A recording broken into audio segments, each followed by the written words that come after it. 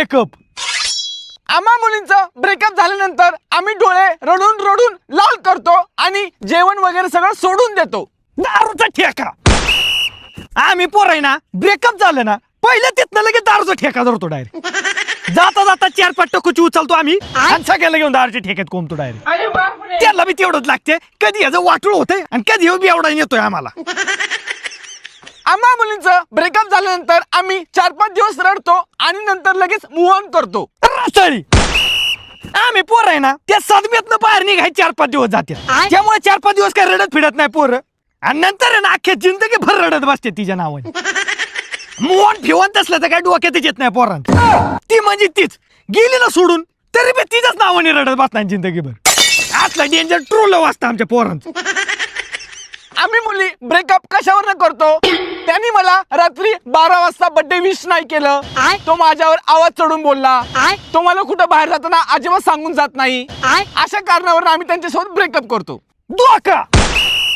आम्ही पोरं ब्रेकअप फक्त एकाच कारणामुळे करतो ती म्हणजे धोका. पोरीने काय बी करू दे आम्हाला सगळं चालतं. जर का दुसऱ्या पोराचं नाव तिथं आलं मग आमची सटाकती.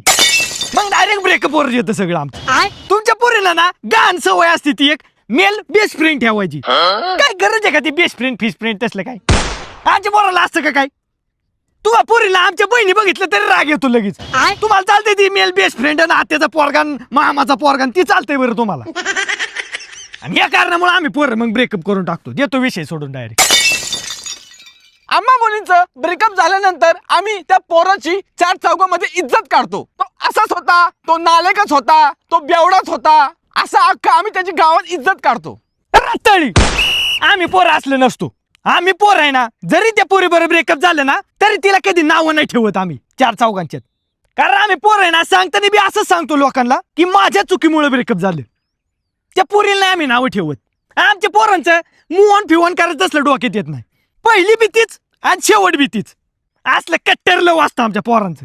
आणि म्हणून रिलेशनशिपच्या बाबतीत आहे ना आमच्या पोरांचा तुम्ही नादच नाही करायचं. विषय